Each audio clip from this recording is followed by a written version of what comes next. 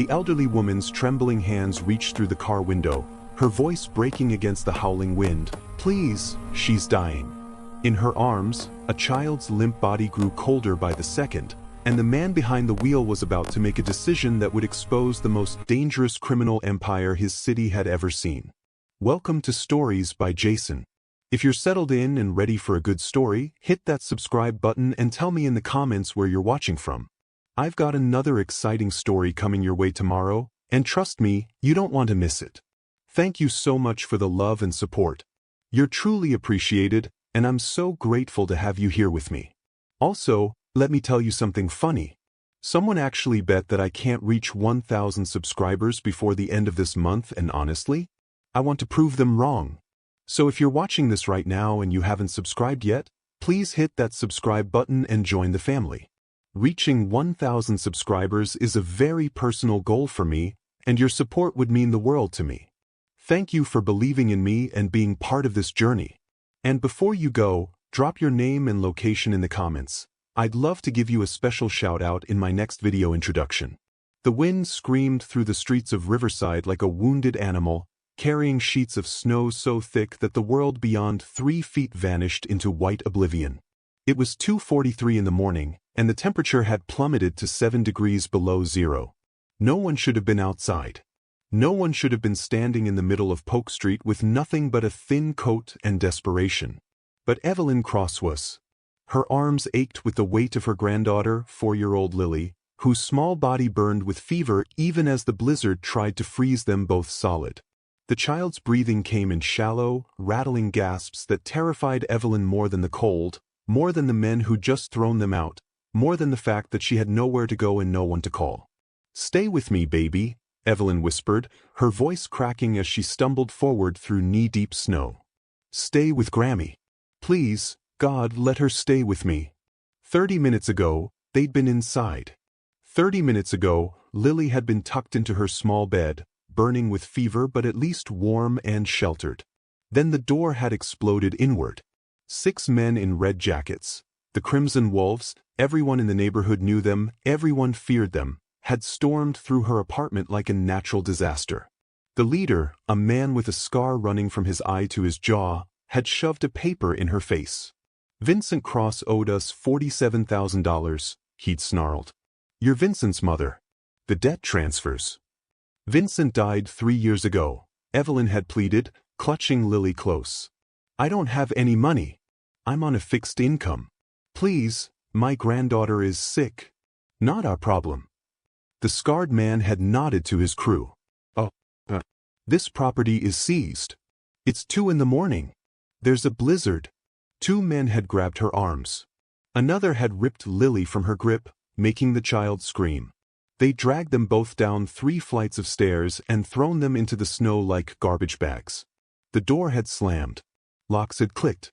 And just like that, Evelyn Cross and her dying granddaughter had become homeless in the worst storm Riverside had seen in 20 years. Now, as Evelyn forced her 68-year-old legs to keep moving through the snow, she could feel Lily growing heavier, more limp. The child had stopped crying 10 minutes ago. She'd stopped shivering 5 minutes ago. Evelyn knew what that meant. She'd been a nurse for 40 years before retirement. When the body stopped shivering in extreme cold, it meant the core temperature was dropping to dangerous levels. It meant death was close. "Please," Evelyn sobbed to the empty street, to God, to anyone who might hear. "Please, somebody help us." The street light ahead flickered, casting weak yellow light through the swirling snow. And beneath it, barely visible through the white curtain, sat a black sedan with its engine running. Evelyn's heart lurched. A car. Someone was in that car. She stumbled faster, her frozen feet screaming in protest, her arms trembling with Lily's weight. The child's head lolled against her shoulder, her breath barely fogging in the frigid air. "Please." Evelyn's voice tore from her throat as she reached the car. She could see a silhouette inside, a man, sitting in the driver's seat. "Please help us.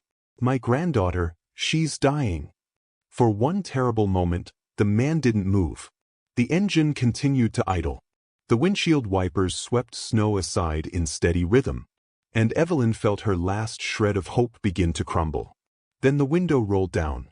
The man inside was in his mid-40s, with dark hair and sharp, intelligent eyes behind wire-rimmed glasses. He wore an expensive charcoal suit, and the interior of his car glowed with soft leather and warm air. He looked at Evelyn, then at the limp child in her arms, and something shifted in his expression, something fierce and immediate. "Get in," he said, his voice commanding. "Back seat. Now." He was already moving, pushing open his door, coming around the car. He opened the rear passenger door and helped Evelyn climb inside with Lily. The warmth of the car's interior hit Evelyn like a physical blow, so intense after the cold that it hurt. She cradled Lily close, feeling for a pulse, finding one so faint and irregular that fresh tears streamed down her face. The man slid back into the driver's seat and immediately grabbed his phone. "This is David Chin. I need emergency authorization to enter Mercy Heights Medical Center through the executive entrance. I'm 3 minutes out with a pediatric hypothermia case, possible sepsis. Have a trauma team waiting." He dropped the phone and threw the car into gear. The sedan's powerful engine roared as they shot forward through the snow. "What's her name?" David asked, his eyes on the road but his voice focused entirely on Evelyn. "Lily," Evelyn managed. "She's 4. She had a fever, and then they threw us out and—" "Who threw you out?" "The Crimson Wolves. They said my son owed them money, but my son died 3 years ago, and I don't have anything, and they just threw us into the storm." "The Crimson Wolves." David's hands tightened on the steering wheel, his jaw setting in a hard line. "I know who they are. Hold her steady. We're almost there." Evelyn had no idea who this man was or why he'd been sitting in his car at 3 in the morning during a blizzard. But as the sedan raced through empty streets, as Lily's breathing grew more shallow, as the tall building of what looked like a private medical facility appeared through the snow, Evelyn understood one thing. God had sent her an angel. She just didn't know yet that this angel had the power to wage war. The executive entrance to Mercy Heights Medical Center opened automatically as David's sedan screeched to a halt under the covered portico. The warmth that spilled out felt like heaven. But there was no time for relief. 3 medical personnel in scrubs burst through the doors with a gurney. David was out of the car in seconds, opening the back door and carefully lifting Lily from Evelyn's arms. "Core temp is likely in the low 80s, David said crisply as he laid the child on the gurney. "Fever started before exposure, possible infection. She stopped shivering approximately 15 minutes ago." A doctor with gray hair and quick hands immediately began assessment. "Pulse is thready, respiration's shallow. Get her to Trauma Bay 2 now. Warm saline 4, heated blankets, continuous monitoring." They wheeled Lily inside at a run. Evelyn tried to follow, but her frozen legs gave out. David caught her before she hit the ground. "I've got you," he said quietly. He lifted her as easily as he'd lifted Lily, carrying her through the doors into blessed warmth. "Get a second bed in Trauma 2, he called to a nurse. "Hypothermia exposure, advanced age." "Mr. Chen," the gray-haired doctor said, glancing back. "We didn't expect you tonight." "Neither did I, Marcus." David set Evelyn gently on a hospital bed that nurses had wheeled beside Lily's. "But we're here. Save the child first." Evelyn wanted to protest that she was fine, that they should focus only on Lily, but her body betrayed her. As heated blankets wrapped around her and warm fluids began to flow into her arm, she realized she'd been closer to death than she'd thought. The trembling that overtook her body was violent and uncontrollable. Through it all, she kept her eyes on Lily. The medical team worked with precision that bordered on artistry. They inserted warmed 4 lines, covered the child with specialized heating blankets, placed oxygen, drew blood, and hooked her to monitors that beeped steadily. Lily's core temperature, when they got a reading, was 84.3 degrees Fahrenheit. "Another hour outside and we'd have lost her," Dr. Marcus said quietly to David. "You got here just in time." Just in time. The words echoed in Evelyn's mind as tears slid down her face. 5 more minutes of searching for help. 10 more minutes of wandering that frozen street. And Lily would have been gone.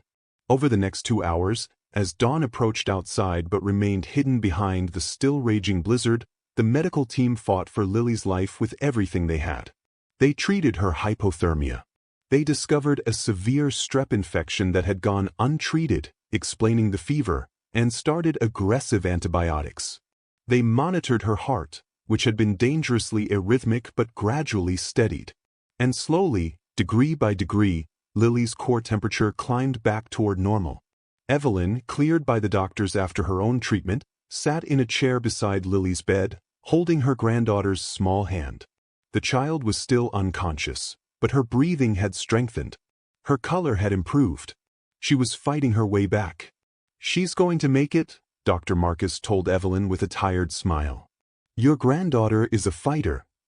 "Thank you," Evelyn whispered. "Thank you so much." "Don't thank me. Thank him." Marcus nodded toward the doorway, where David Chen stood with a cup of coffee, watching them with those intense, intelligent eyes. After Marcus left to check on other patients, David walked into the room and pulled a chair beside Evelyn's. "How are you feeling?" he asked. "Alive," Evelyn said. "Because of you. I don't even know your name." "David Chen. I'm the chief executive of this hospital." Evelyn stared at him. You run this place?" "I do. And more importantly, I have resources." David leaned forward, his expression serious. "Mrs. Cross, I need you to tell me everything about what happened tonight. About the Crimson Wolves. About your son's death. All of it." "Why?" "Because what they did to you, throwing an elderly woman and a sick child into a blizzard in the middle of the night, isn't just cruel. It's attempted murder. And I don't think you're the first victim." Something in his voice made Evelyn's spine straighten. This wasn't just kindness. This was something else. Something harder and more dangerous. "My son Vincent got involved with the wrong people," Evelyn began slowly. "About 5 years ago, he needed money for his business. Regular banks wouldn't help him, so he went to a private lender. The interest rates were insane, 30–40%. He couldn't keep up. Then he got sick. Cancer. He died 3 years ago, and I thought the debt died with him. But it didn't. No. 6 months ago, the Crimson Wolves started showing up at my apartment. They said the debt had transferred to me as next of kin. They said I owed $47,000. I'm on Social Security. I take care of Lily because my daughter, Vincent's sister, died in a car accident 2 years ago. I have nothing. But they didn't care." David's jaw tightened. "They've been threatening you for 6 months? They started with threats. Then they started taking things. My TV, my jewelry, furniture. They said it was payment on the debt. Tonight, they said time was up. They were seizing the property." Evelyn's voice broke. "They threw us into the snow like we were garbage. Like Lily's life meant nothing." "Did they say who they worked for?" "A man named Victor Castellano. They mentioned him once. Said he owned the building now, owned the whole block." David's expression went cold. "Victor Castellano. You know him?" "I know of him. He's a real estate developer. Very wealthy. Very connected. And apparently very dirty." David pulled out his phone and began typing rapidly. "Mrs. Cross, I'm going to look into this. But I need you to trust me. Can you do that?" Evelyn looked at this stranger who'd saved her granddaughter's life, who'd brought them to his hospital, who'd stayed through the night to make sure they were safe. "Yes. I trust you. Good. Because what I'm about to uncover is going to be dangerous. And I'm going to need you to be brave for what comes next." He stood and placed a hand gently on her shoulder. "Get some rest. Lily will sleep for several more hours. You're both safe here. I'll make sure of it." As David walked toward the door, Evelyn called after him. "Mr. Chen? Why are you doing this? You don't know us." David paused and turned back. His eyes held something fierce and unwavering. "Because someone has to. And I have the resources to fight back. They picked the wrong person to throw in the snow, Mrs. Cross. Because you had the courage to ask for help, and I have the power to deliver justice." Then he was gone, leaving Evelyn with her sleeping granddaughter and the growing realization that she'd stumbled into something far bigger than one old woman's eviction. She'd stumbled into a war. David Chen hadn't built a billion-dollar healthcare empire by being passive. He'd built it by being strategic, relentless, and unwilling to tolerate injustice. qualities that had served him well in business and were about to serve him even better in battle. By noon, while Lily continued to recover under round-the-clock medical supervision and Evelyn rested in a private room David had arranged, he sat in his downtown office reviewing the results of his initial investigation. What he found made his blood boil. His legal team had compiled a thick file on Victor Castellano in just 6 hours. The real estate mogul had built his empire on the backs of Riverside's poorest residents through a simple but vicious scheme. Identify struggling property owners, have the Crimson Wolves create or inflate debts through illegal lending, then use violence and intimidation to force residents out. Once the properties were abandoned, Castellano would acquire them for pennies on the dollar, demolish the buildings, and construct luxury developments. It was systematic exploitation on a massive scale. We've identified at least 40 properties in the past 3 years, David's lead attorney, Jennifer Park, told him as she stood before his desk. All in low-income neighborhoods. All following the same pattern, residents forced out through debt collection by the Crimson Wolves, properties seized, then sold to Castellano's development companies. 40 properties, David repeated, his voice dangerously quiet. How many families? Conservatively? 250 to 300 people displaced. We're still tracking down details, but David, some of these people disappeared entirely. No forwarding addresses. No records of where they went. The implications hung heavy in the air. Some people hadn't survived their displacement. David thought of Lily's blue lips, her failing heartbeat. Another hour in that blizzard, and she would have been a statistic. A child who'd simply vanished from the records. What about law enforcement? David asked. Someone must have reported this. They did. Multiple complaints filed with Riverside PD over the past 2 years. Every single one was dismissed or lost in the system. Jennifer's expression was grim. We think Castellano has people on the inside. Maybe detectives, maybe someone higher up. The corruption runs deep. David stood and walked to his office window, looking out over the city he'd called home for 20 years. Somewhere out there, Victor Castellano sat in a luxury penthouse, believing himself untouchable, believing that money and violence could shield him from consequences. He was about to learn otherwise. Get me everything you can on Castellano's financial dealings, David said. Bank records, property transfers, business partnerships. I want to know every dollar he's moved and where it came from. And Jennifer? I want to know about the Crimson Wolves too. Who runs them, where they operate, how they're connected to Castellano.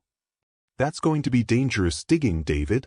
These aren't people who respond well to investigation. I know, which is why we're not going alone. David turned back to her. Get me a meeting with the FBI. Federal crimes, RICO statutes. This is bigger than local police can handle. And it's definitely bigger than corrupt local police are willing to handle. Jennifer nodded slowly. You're declaring war. No. I'm choosing a side in a war that's already being fought. Those families didn't have the resources to fight back. But I do. And I'm not going to waste them. 2 days later, David sat across from FBI Special Agent Maria Rodriguez in a secure conference room. Between them lay 3 thick folders containing every piece of evidence his team had compiled. Financial records, property transfers, witness statements from brave residents willing to talk, photographs of the Crimson Wolves in action, and medical records from victims who'd been hospitalized after debt collection visits. Agent Rodriguez, a sharp-eyed woman in her 40s with a reputation for taking down organized crime, flipped through the folders with increasing intensity. This is extraordinary work, she said finally, and absolutely damning. You've handed us a RICO case on a silver platter.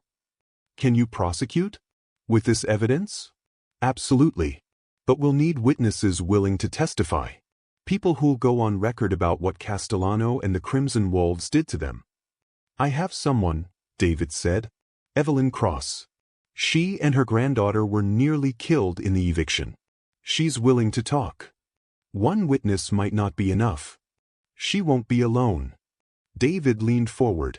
Agent Rodriguez, once people see that someone is actually fighting back, that the federal government is taking this seriously, others will come forward. Fear only works when victims believe they're isolated. Show them they're not alone, and you'll have dozens of witnesses. Rodriguez studied him carefully. You're personally invested in this case. I pulled a dying 4-year-old out of a blizzard after Castellano's thugs threw her into the street. So yes, I'm personally invested. I'm also personally resourced. My legal team will work with you. My security people will help protect witnesses. Whatever you need. But you're a businessman. This is going to cost you time, money, and potentially put you at risk. David thought of Lily's small hand in her grandmother's grip, of Evelyn's desperate plea through his car window, of the 250 families who'd been erased from their homes with no one to defend them. Because it's the right thing to do, he said simply, and because I have the power to do it. That makes it my responsibility. Rodriguez extended her hand. Then let's bring Castellano down. The meeting with Evelyn happened that evening in David's office. She arrived in borrowed clothes, everything she'd owned had been in that apartment, and looked smaller somehow, diminished by everything she'd survived. But her eyes held determination. Mrs. Cross, Agent Rodriguez began gently, I want to be very clear about what we're asking. If you testify against Victor Castellano, you'll become the face of this case. The defense will attack your credibility. The media will scrutinize your life.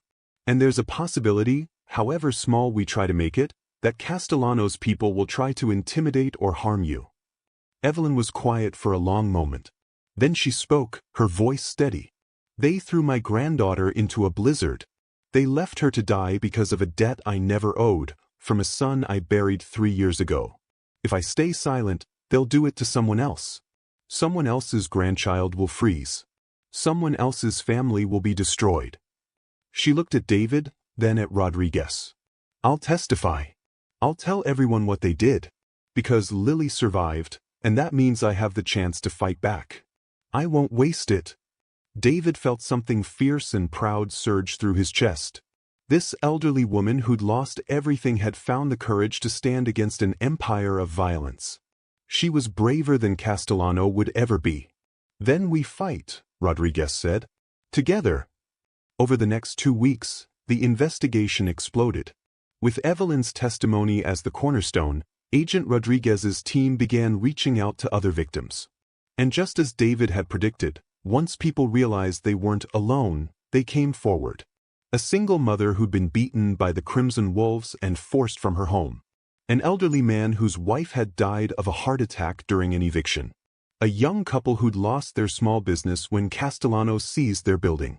15 witnesses. Then 20. Then 37. Each one told the same story of systematic terror, illegal debts, and violent displacement. Each one added another brick to the wall of evidence that would bury Victor Castellano. And throughout it all, David made sure every witness was protected. He hired private security. He arranged safe housing. He covered legal fees and provided medical care for those who needed it. He used every resource at his disposal to prove to these victims that this time, someone with power was on their side. Lily recovered fully. Her infection cleared, and her bright personality returned. She drew pictures in her hospital room, pictures of doctors and nurses and a man she called the hero, who looked suspiciously like David. She asks about you every day, Evelyn told David during one of his visits. She doesn't understand everything that happened, but she knows you saved her. She knows you're still fighting for us. Outside, the city of Riverside continued turning, but something fundamental had shifted. Victims were becoming witnesses. Silence was becoming testimony. Fear was becoming resistance. And at the heart of it all was a simple truth that Victor Castellano and people like him had forgotten. Evil thrives in silence and shadows, but it crumbles when one person chooses to turn on the light. Evelyn Cross had been that light. David Shin had amplified it. And together, they'd set fire to an empire of darkness. 6 months after the night in the blizzard, Victor Castellano stood in a federal courtroom wearing an orange jumpsuit instead of his designer suits.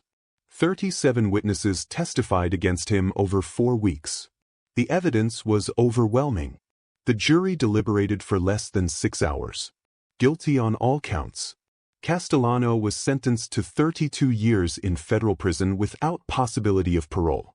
His assets were liquidated, with funds directed to a restitution program for his victims. The Crimson Wolves organization was dismantled entirely, with its leadership facing their own lengthy sentences. But the real victory wasn't in the courtroom. It was in the community center that opened in the building where Evelyn had once lived, a place where families could access legal aid, housing assistance, and protection from predatory lending. It was in the task force established to investigate similar schemes across the state, with Evelyn serving as a community advocate and David providing funding and expertise. It was in the dozens of families who'd been displaced finding new homes, finding justice, finding their voices. It was in a 4-year-old girl named Lily who started kindergarten healthy and safe, carrying in her backpack the drawing of heroes and family that she'd made months before. And it was in the knowledge, spreading through communities that had been silenced for too long, that exploitation only wins when good people look away. That one act of compassion, amplified by courage and resources, could tear down systems built to crush the vulnerable. David Chin continued running his hospital empire, but he also established the Evelyn Cross Foundation for Justice, dedicated to supporting victims of systemic exploitation and funding legal challenges against organized crime targeting low-income communities.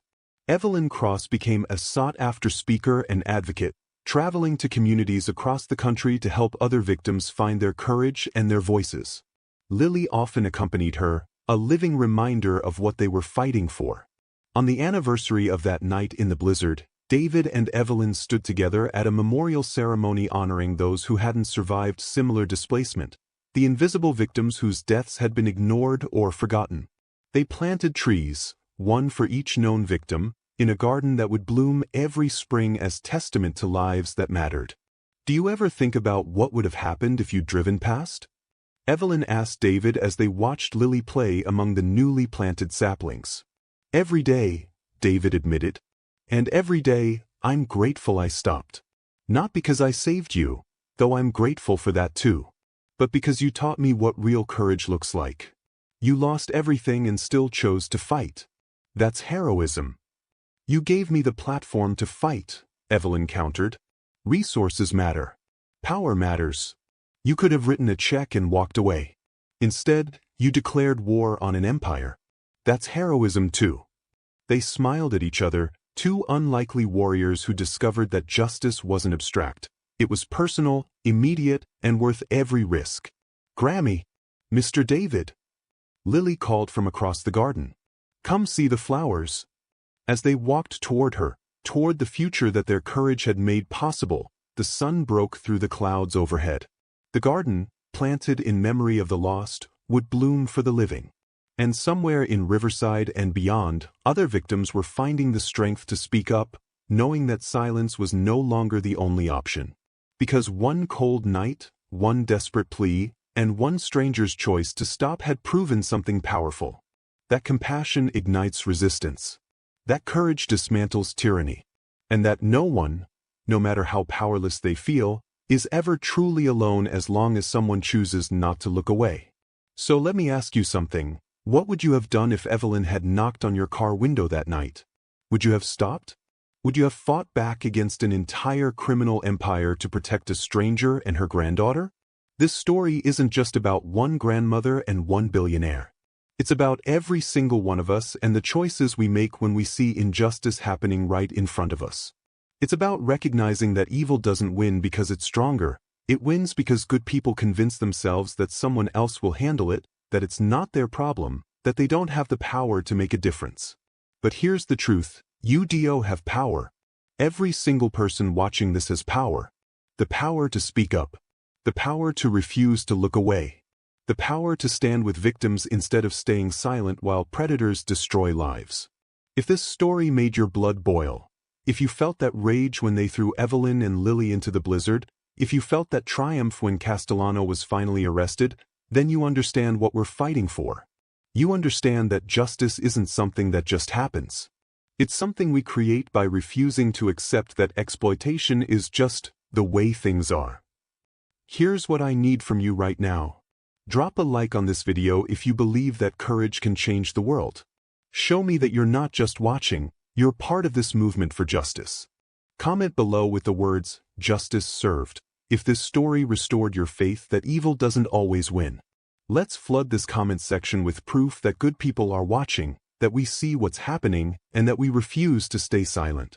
Subscribe and hit that notification bell because this channel is dedicated to stories exactly like this one, stories of ordinary people who found extraordinary courage, stories of justice finally catching up with predators who thought they were untouchable, stories that prove that standing up matters.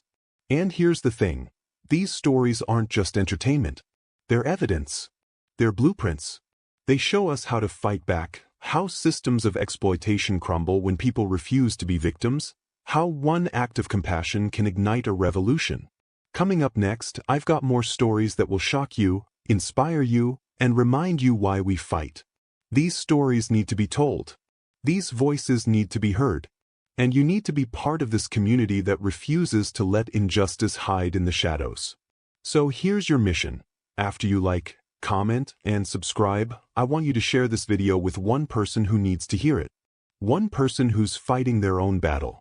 One person who needs to know they're not alone. One person who might be the next Evelyn Cross or David Chin. Someone who has the courage to stand up, but just needs to see that it's possible. Because that's how we win.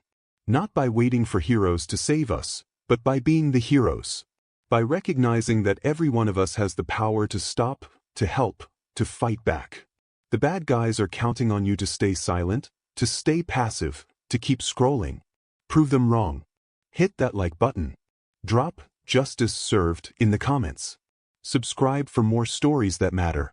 And join this community of warriors who believe that compassion, courage, and justice will always triumph over greed, violence, and exploitation.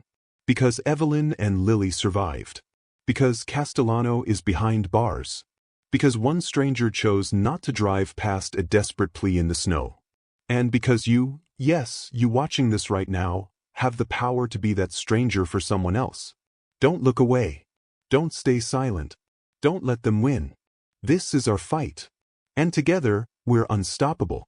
Now go, like, comment, subscribe, and let's change the world, one story at a time. Justice served. And justice will keep being served as long as people like you refuse to give up. I'll see you in the next video. Stay brave. Stay loud. Stay fighting.